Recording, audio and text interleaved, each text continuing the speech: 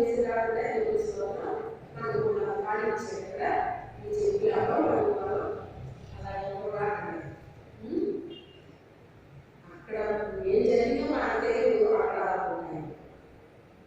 మళ్ళీ మీరు కాశ్మీర్ వెళ్ళారు, అక్కడంతా బయట చేశారు, లోపల వేసినట్టు అక్కడ కూడా చాలా విషయాలు గమనించారు. చాలా విషయం అయితే ఆ స్వరం చెప్పులు తీసేసిరా, ఇది వర్షపు స్థానం అన్నాడు. చెప్పులు విడిచిపెట్టిపోయాడు. దేవుడు మాట్లాడాడు. రొటీన్గా జరుగుతూ ఉన్నది, రొటీన్గా జరుగుతూ ఉన్నది. ఆ రోజు కూడా అలాగే అడుగుతూ వెళ్ళాడు.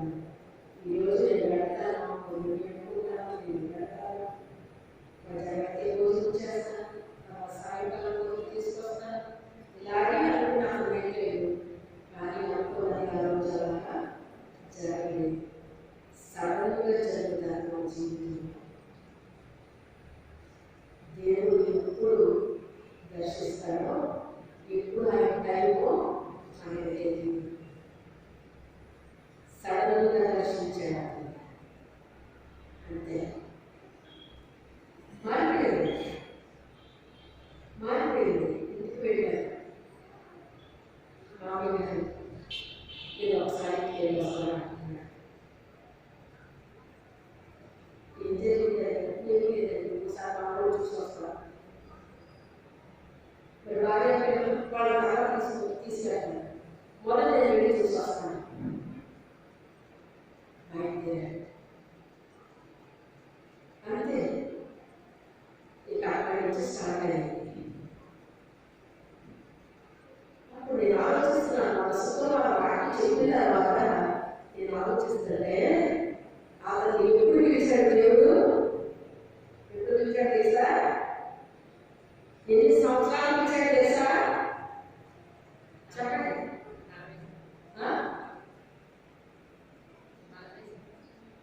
50 సంవత్సరాలు పిలిచాడు దేవుడు.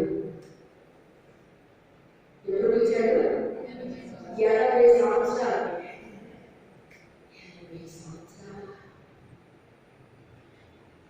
80 సంవత్సరాలు అతని లైఫ్లో ఎలా జరిగిందో చూడండి. ఒకదాని తర్వాత ఒకటి, ఒకదాని తర్వాత ఒకటి, ఒకదాని తర్వాత ఒకటి ఆయన మెల్లమెల్లగా జరిగించుకుంటా వస్తున్నాడన్న విషయం వచ్చేది తెలియదు. 80 సంవత్సరాలు వచ్చేసి 80 సంవత్సరాలు వచ్చేసి నా జీవితంలో కూడా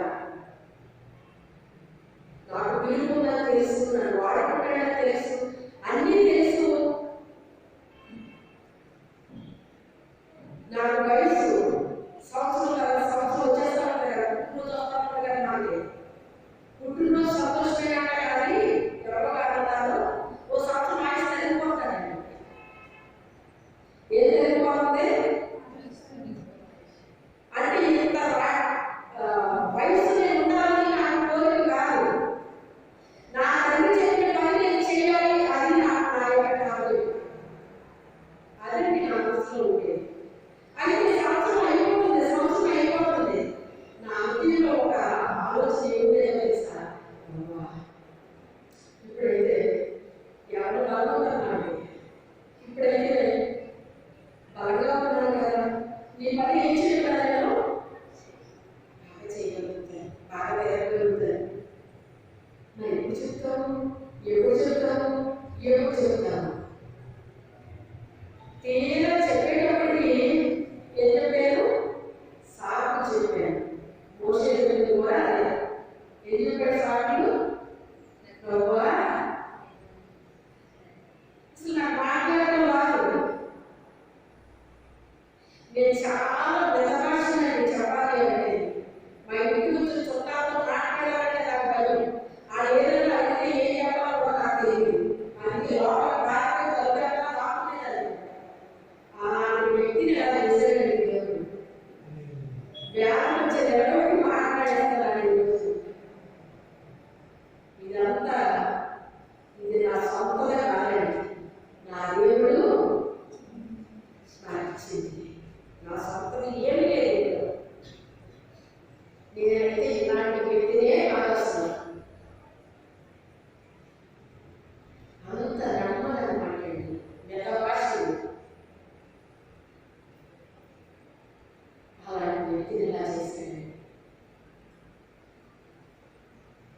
అంతే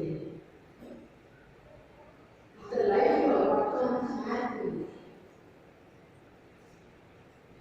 అద్భుతాలు చేస్తున్నాడు. అక్కడికి వెళ్ళిన తర్వాత ఇశ్రాయేలీయుల నుంచి మాట్లాడుతున్నాడు. ఫరో మాటల నుంచి ఇశ్రాయేలీయుల మాట్లాడుతుంది. మీ కోసం పంపించారు బాబు అంటే మీరు పంపించండి, మాకు ఇది చేసుకుంటే బాగుంటుంది, ఈ పనే బాగుంటుంది, ఈ బతిలో బతిలో మాకు జ్ఞానం మాకు ఏమవుతుంది కానీ బతిలో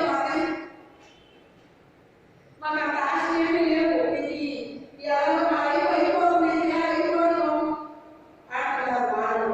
అంటే దానికి ఏమైపోయిన వాళ్ళు ఆ ఇంటికి చేసుకునే పనికి అలవాటు పడిపోయారు, బానిస బతుకి అలవాటు పడిపోయారు. మీకు మంచి లైఫ్ ఇస్తామంటాడు ఆ దేవుడు అంటే మా మంచి లైఫ్ ఎక్కడి నుంచి వస్తుంది లేక బాబు మీరు చెప్పి ఎవరున్నారంటే గాలిలో పేడగా చెప్తున్నాను బాబు.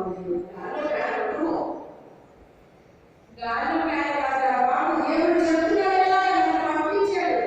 నమ్మట్లేదు వాళ్ళు, నమ్మట్లేదు.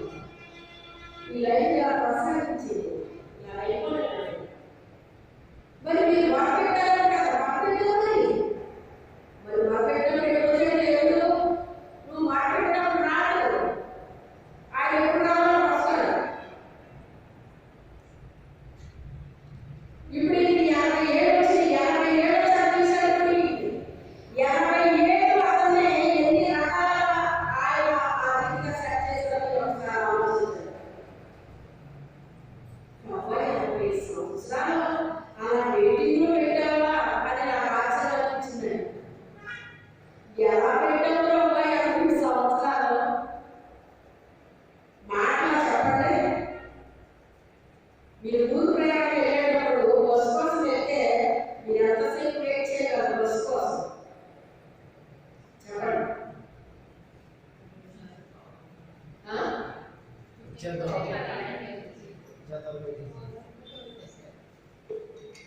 ఒకప్పుడు వెయిట్ చేసినంత టైం ఈ రోజు మీరు వెయిట్ చేయండి. ఒక్క అరగంట బస్సు కోసం కూర్చోడం చూద్దాం. నీరసం వచ్చేసి షుగర్ తగ్గిపోయి బీపీ పెరిగిపోయి ఏమి వచ్చేస్తాయండి అనారోగ్యం. అలా ఉన్నాయి ఇప్పుడు రోజులు. సౌకర్యాలు ఎక్కువైంది. ఇప్పుడు సౌకర్యాలు ఎక్కువైనా కూడా అన్ని అనారోగ్యం వచ్చింది మనిషికి. సౌకర్యాలు లేని రోజులు ఆరోగ్యం ఉన్నాయి మనిషికి, సౌకర్యాలు పెరిగి రోజు అనారోగ్యం వచ్చింది మనిషికి. వెయిట్ అసలు చేయలేదండి, కానీ 80 ఏళ్ళు అతను వెయిట్ చేయగలిగాడు అంటే అతను నిజమే హస్తవచ్చు కదా.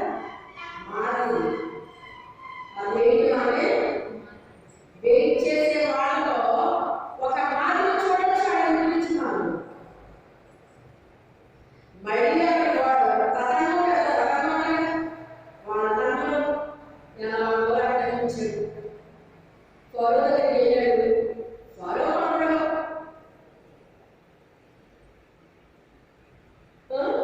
ఏదో చేస్తాడు, కప్పలు వచ్చినాయి, పేరు వచ్చినాయి, అవి వచ్చినాయి, ఇవి వచ్చినాయి.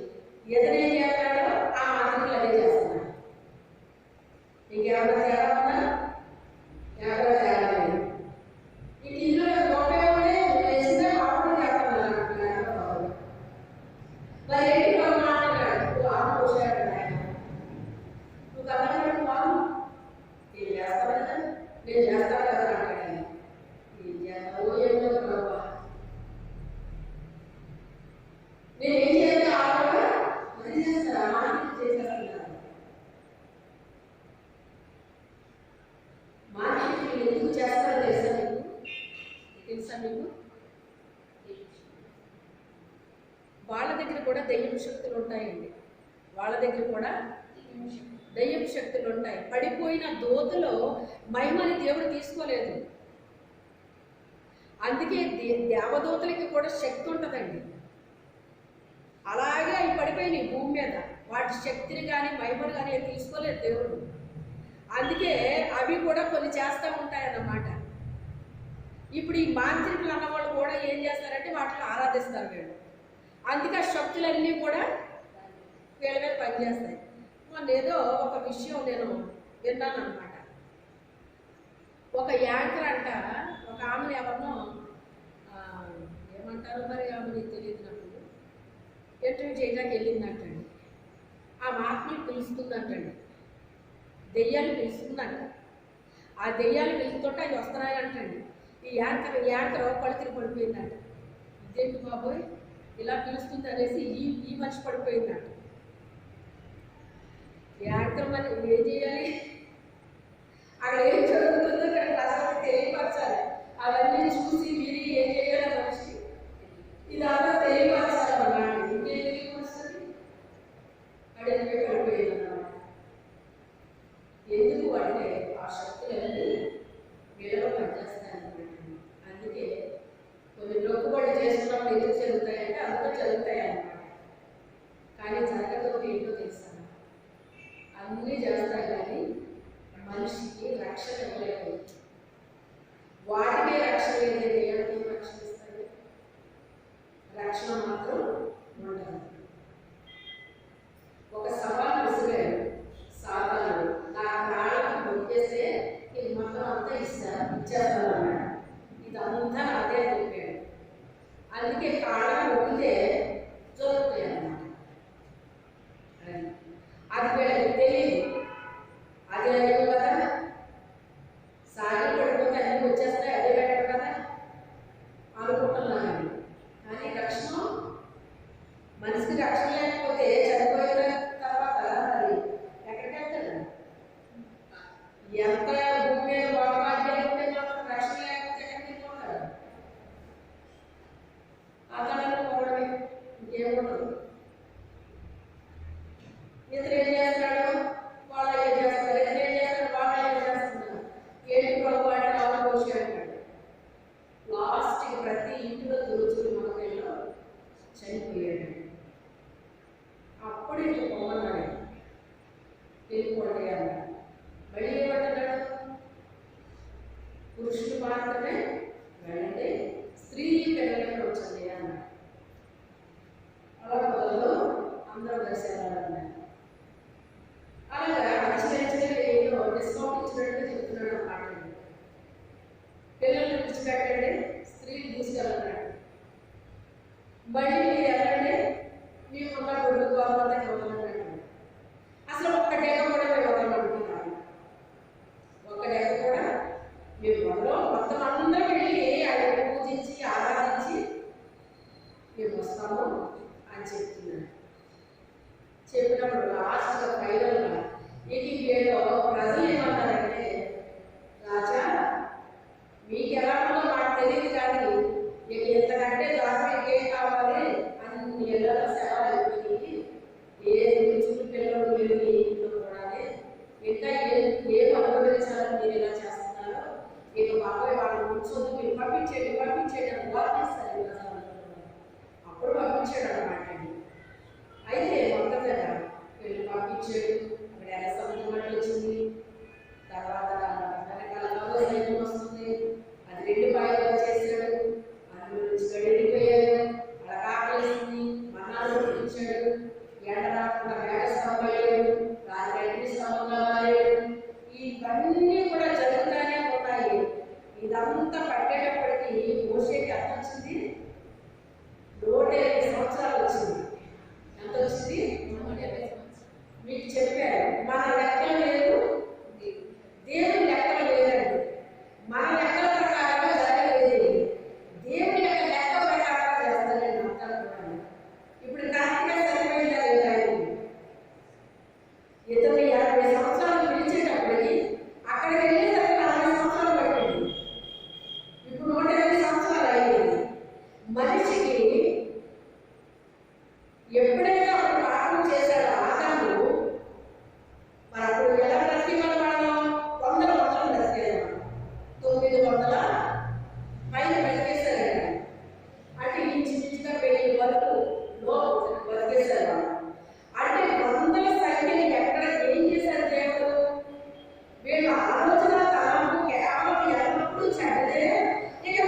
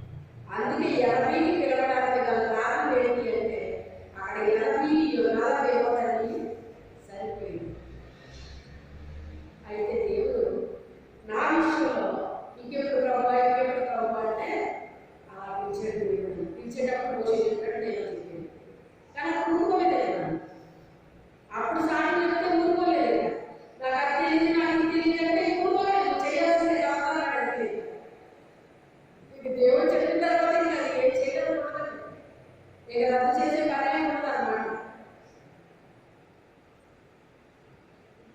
దేనికి మనం నియమించాడో ఆ పని మన చేత తప్పకుండా జరిగించేస్తాడు.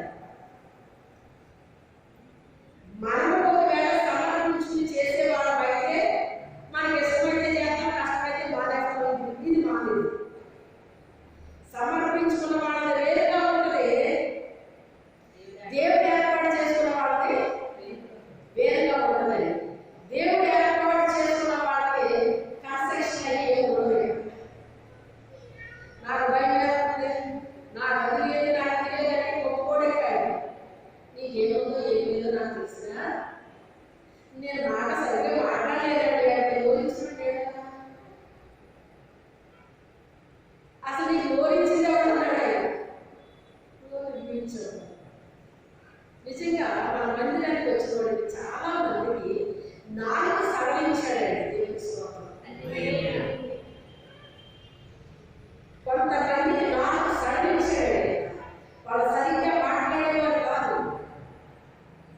అలాంటి వ్యక్తికి నాలుగు సవరించాడండి. ఇప్పుడు చక్కగా మాట్లాడుతున్నారు, చక్కగా ప్రార్థన చేస్తున్నారు, చక్కగా పాటలు పాడుతున్నారు, అన్ని చక్కగా చేస్తున్నారు. అందులో కొంతమంది చక్కగా సోదుకోవడం కూడా చెప్తున్నారు. చక్కగా అలాంటి సోదుకోవడం చెప్పేవాళ్ళు చూస్తే చాలా బాధేస్తున్నారు. ఈ నాలుగు సరిగ్గా లేకపోతే ఆపరేషన్ వెళ్తే ఎంత అవుతుందండి? లక్షలు పెట్టి చేపిస్తే మాట సరిగ్గా చెప్తారా? అలాంటి వాడు ఎంతమంది లేరు. అలాంటిది నీ నాలుగుని దేవుడు చక్కగా సడలించి నీకు మాట ఇచ్చి అన్ని చేస్తే ఊరి గొప్పలు సోదు గొప్పలు చెప్పాలా? ఎదిగించాడు. నాలుగు ఎందుకు సడలించాడు? మాట్లాడిన వ్యక్తికి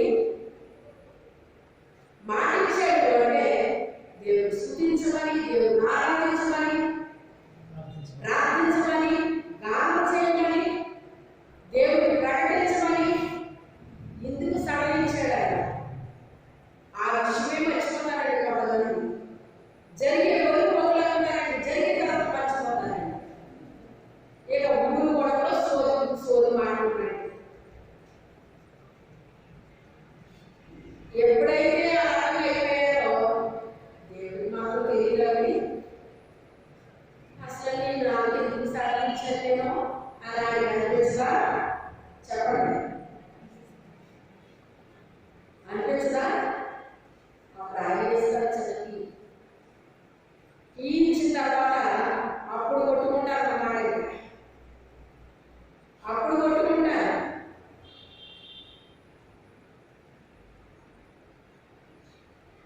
కొంతమంది కోసం కొంతమంది అడ్డుపడుతూ ఉంటారండి. మోషే అడ్డుపడలేదా?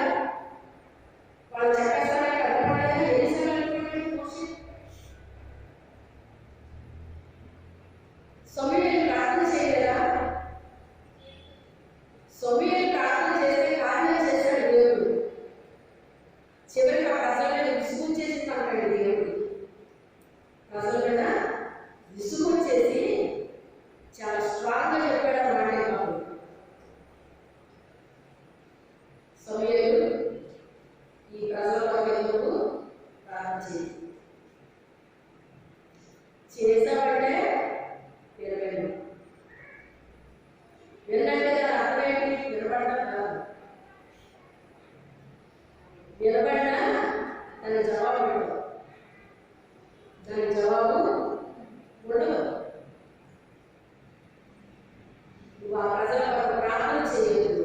నువ్వు ప్రార్థన చేసినా నేను వినను. వాళ్ళ మాట వినేవాళ్ళు కాదని, వాళ్ళ మాట వినేవాళ్ళు కాదు. అందుకని నేను చెయ్యాలనుకోవాలి. అందుకే నీకు కూడా చెప్తున్నాను, వాళ్ళ కోసం ప్రార్థన చెయ్యే. ఒకవేళ నీకు కాస్త దరిద్రం ఎక్కువ కదా, దేవుడు అలా చెప్పాడే ఏం కాలే అని దరిద్ర పడిపోయి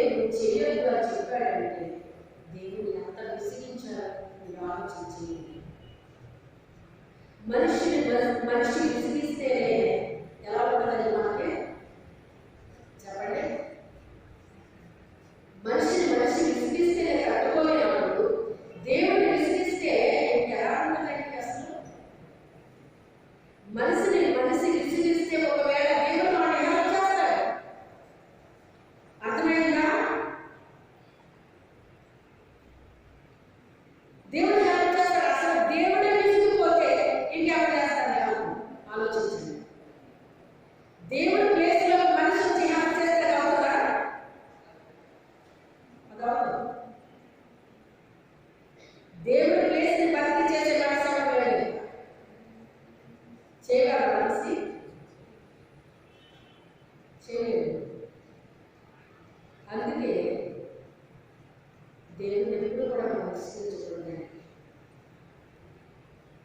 ఆయనతో ఒకసారి చూపించుకోకూడదు. ఇదే లాస్ట్ ఫైనల్ నీకు చెప్పడం అని చెప్తారే, అంటే వాళ్ళు ఎంత తెలిసిపోతే మాట చెప్తారు. అలా చెప్పాడు ఆయన, అలాగా చెప్పాడు ఆయన. మోషే పట్టుకుని అలా విశ్వసించేశారు. అతను చంపేస్తామన్నా సడుగులు గొడుగులు ఆడ కోసం ప్రార్థన చేస్తే మళ్ళీ అతని మీద సడుగులు లేవు. అసలు అతను ప్రార్థన వేడిని రక్షించాడు దేవుడు. అతను అడ్డుపడితేనే కదా వేడి ప్రార్థన జరిగింది. అవన్నీ మర్చిపోయి అతను విసిరించేస్తూ ఉంటే దేవుడికి కోపం వచ్చింది. ఆలోచన నువ్వు తప్పు వేస్తాను అంటున్నాడు దేవుడు.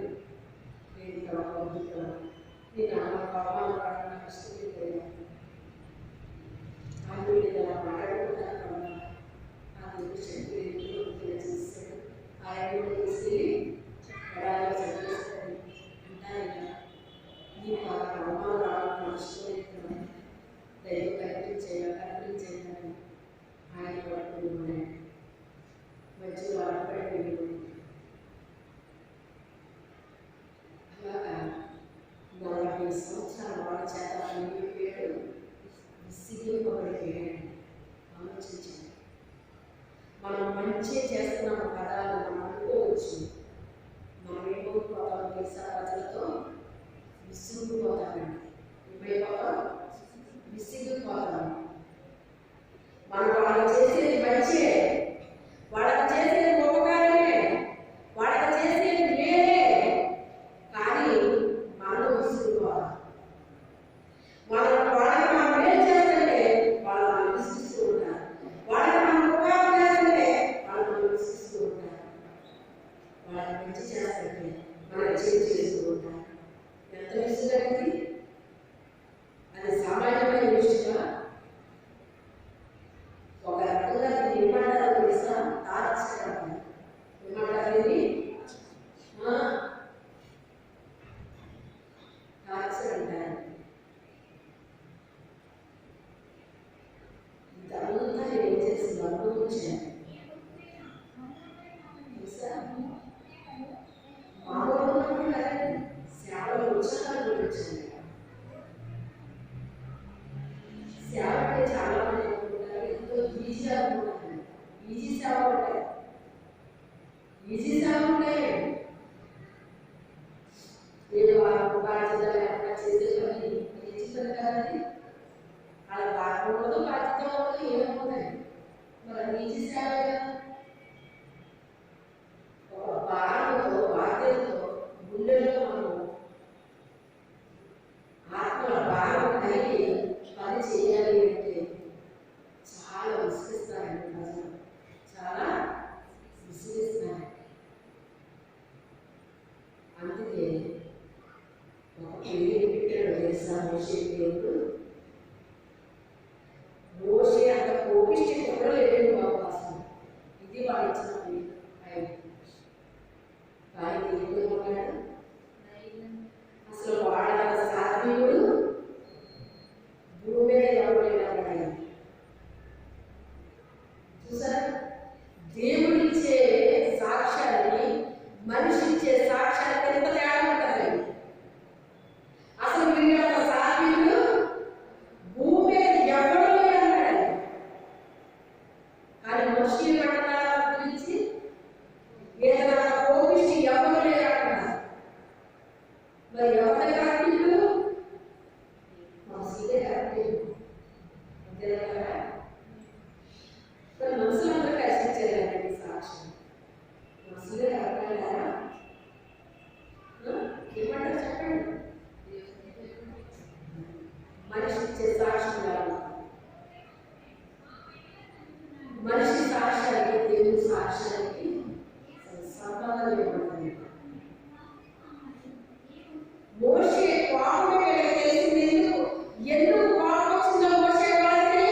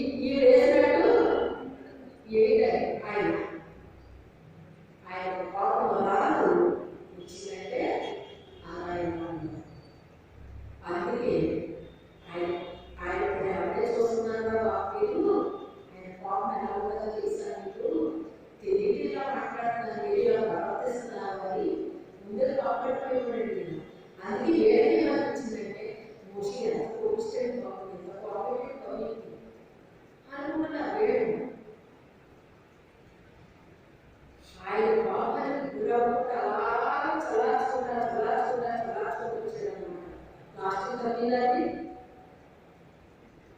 తప్పలేదు. 40 సంవత్సరాలు ఆ సేవలో ఉంచాడండి. ఆయన ఏర్పాటులో ఉన్నప్పటికీ ఒక టైం ఇస్తాడు ఆయన.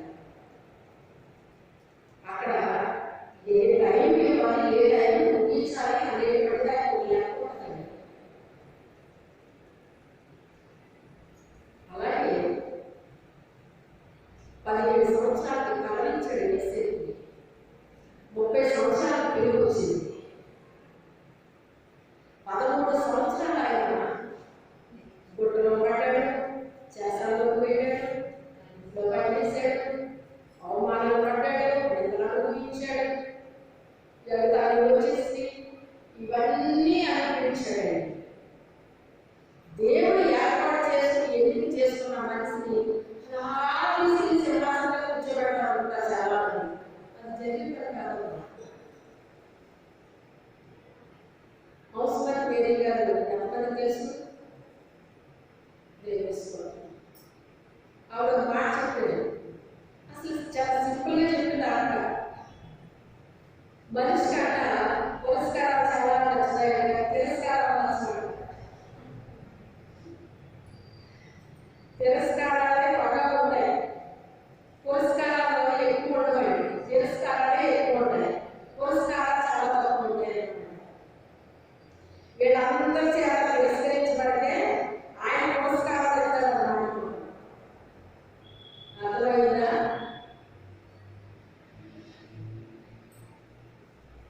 పడాల్సినవి పడాలి, అనుభవించాల్సినవి అనుభవించాలి. అప్పుడు ఆయన టైం ప్రకారం ఇస్తాడు, టైంకి అందిస్తాడు. అలాగే దావీదు గారి జీవితంలో కూడా ఆయన బాల్యదశ నుంచి ఉపయోగపడే వ్యక్తి. ఆయన టైం వచ్చేటప్పటికి ఆడే గొర్రెల్ని మేత మాటిచ్చేసి గొర్రెల గొర్రెలు పిలిచాను నేను అంటున్నాడు. పిలిచి ఒక అధిపతిగా చేశాడు. అప్పటి వరకు గొర్రెలు తినేసిపోరాడు. ఆయన కొవ్వు తినేసిపోరాట, వచ్చి కత్తిరించుకునేవారట, రోడ్లేసి నమ్మేసిపోరాట. అలాంటి గొర్రెలన్నింటినీ దాని చేతి ఆపిస్తే అవి ప్రశాంతంగా ఉన్నాయంట. ఎప్పుడూ అంత ప్రశాంతత పొందలేదు. ప్రశాంతంగా నెమ్మదిగా హాయిగా అనిపించిందన్నమాట. ఆ రీతిగా అద్భుతంగా చేశాడు. ఆయన అభిషేకం చేసిన తర్వాత కొన్ని సంవత్సరాలుగా ఆయన రాజు ఇలా అభిషేకించి అలా సింహాసనం కూర్చోబెట్టారు. వెయిటింగ్ ఉంటుందండి. దేనికైనా ఉంటుంది, వెయిటింగ్ ఉంటుంది. చాలా మంది నేర్పిస్తారు, ట్రైనింగ్ ఇస్తారు.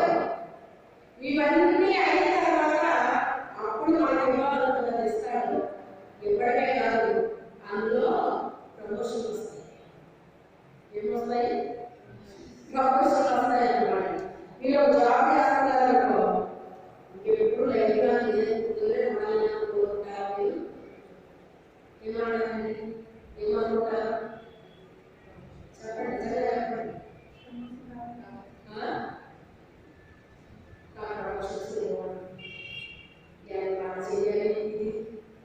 ఇన్ని సంవత్సరాలు అయింది, ఇందులోనే ఉండిపోయాడు అని అనిపించండి కదా. మనము చేయాల్సిన పని మనం శ్రద్ధగా కష్టపడి లాభకరంగా వేగకరంగా మనం చేస్తే ప్రమోషన్ మనం ఎదుర్కొంటూ వచ్చేస్తుంది. మనం ప్రమోషన్ ఎదుర్కోవాల్సిన అవసరం లేదు, కోరుకోవాల్సిన అవసరం లేదు, దాని డబ్బు పెట్టాల్సిన అవసరం లేదు. అదే కోరుకు మన దగ్గర వస్తుంది.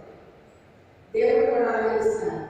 దేవుడు మనం చెప్పిన ప్రతి పని మనం చేసినప్పుడు అందులో కష్టం ఉంటుంది, నష్టం ఉంటుంది, ఇబ్బంది ఉంటుంది, ఎక్కడాలు ఉంటుంది, అవమానాలు ఉంటాయి, శ్రమ ఉంటుంది, ఆకలి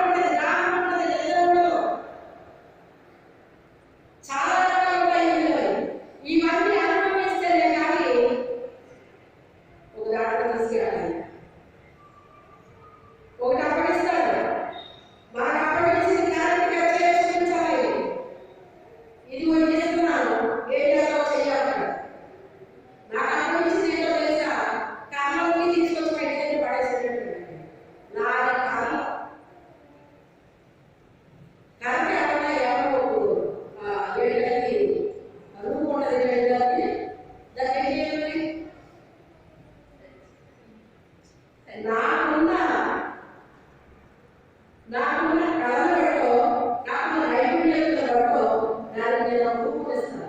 అవునా కాదు? వడ్రంగి ఒక కథను తీసుకుంటే తన మనసులో ఒక దేశం చూస్తాడు. ఈ కథను ఎలా చేయాలా, ఏం చేయాలని అన్ని కథలో ఉపయోగపడిపోవు. ఒక్కొక్క కథ స్వభావం ఒక్కోలా ఉంటాయి. అవునా కాదు? వ్యాపారం ఒకలా ఉంటుంది, వ్యాపారం ఒకలా ఉంటుంది. మన ఇంకో మాట విన్నాను, వ్యాపారం కథ అది నరికేసి చక్కలు చేసేసాక నీళ్ళు నానబెట్టేస్తారండి.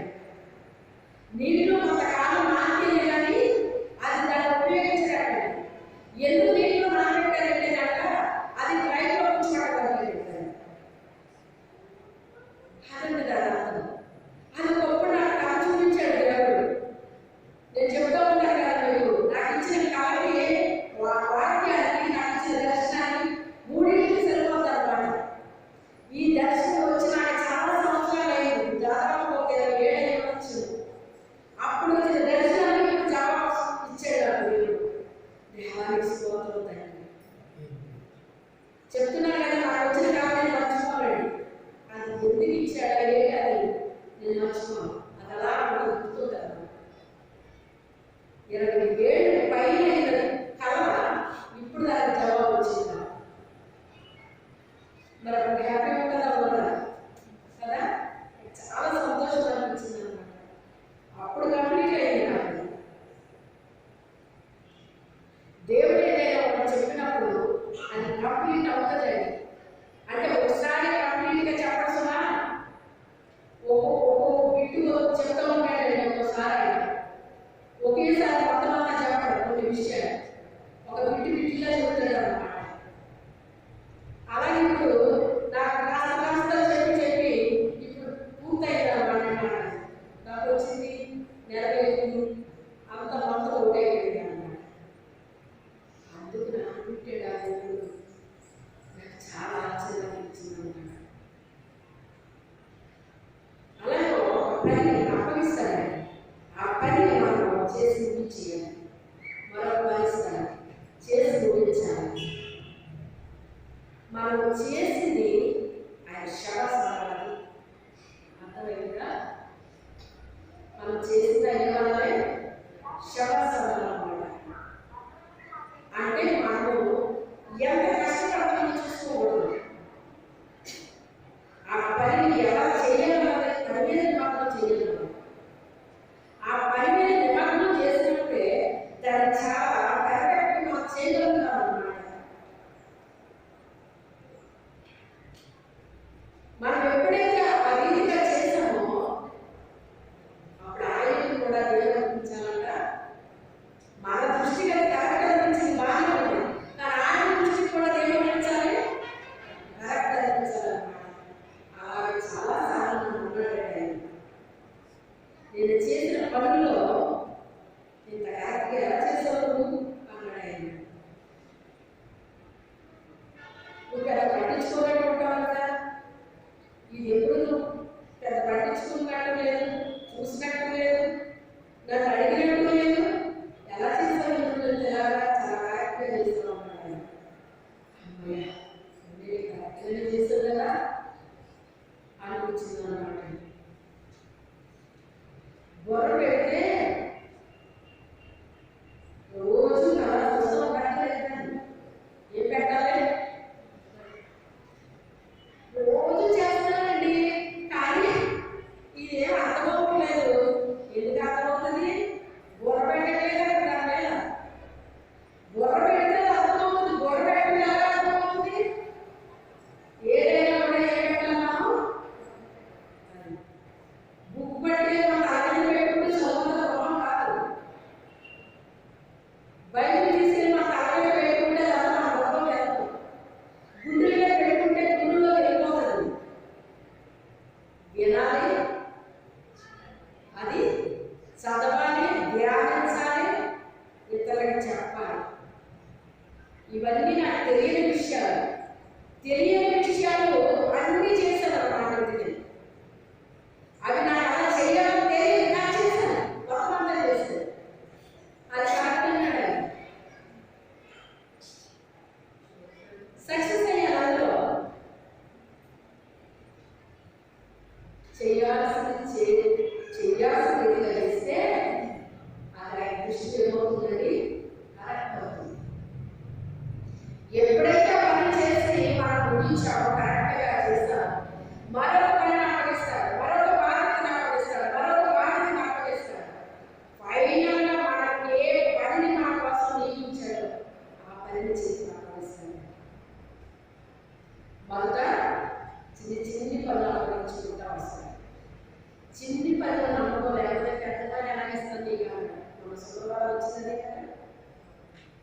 ఓ సింతెనా అని నిర్లక్ష్యంగా చేయకూడదు. చిన్న పని అయినా కూడా ఎలా చేయాలి? శ్రద్ధగా చేస్తే, చిన్న పనిలో ఎప్పుడైతే శ్రద్ధ వహించామో ఏ పనైనా శ్రద్ధగా చేస్తారో అని అనిపిస్తుంది. అలా అని చెప్పి కొంతమంది ఒక పని శ్రద్ధగా చేస్తారు, మరొక పని శ్రద్ధ, ఒక పని శ్రద్ధ చేస్తారు, మళ్ళీ ఇంకో పని శ్రద్ధ, ఇలాంటివి కూడా ఉంటాయండి. అలా కాదు, మనకు చెప్పిన ప్రతి పని కూడా చేయాలి, శ్రద్ధగానే చేయాలి. ఏ పని చెప్పినా, ఎప్పుడు చెప్పినా, ఎలా చెప్పినా శ్రద్ధగానే చేయాలి.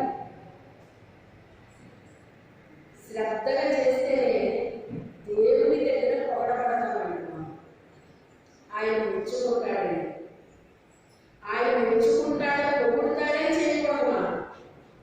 మనకు చెప్పాడుగా చెయ్యాలి, మనకి చెప్పాడుగా చెయ్యాలి. ఆ రీతిగా వాళ్ళ జీవితాలు ఏ టైంకి ఎవరికి ఏ పరామర్శించాలో ఆ రీతిగా ఆయన అప్పగించాడు. ఆయన అలాగే చెప్పాడు, వాళ్ళు అలాగే చేశారు, చేసి ముగించేశారు. ఎవరికి చెప్పిన మాట చేసి ముగించేశారండి. దేవుడితో శబాస్ అర్పించుకున్నారండి. అట్టి గొప్ప దేవుడు అనుగ్రహించిన ప్రార్థన చేయాలని భావించారు. ఎవరు బట్టి వాళ్ళు ప్రార్థన చేసుకోండి విషయాన్ని.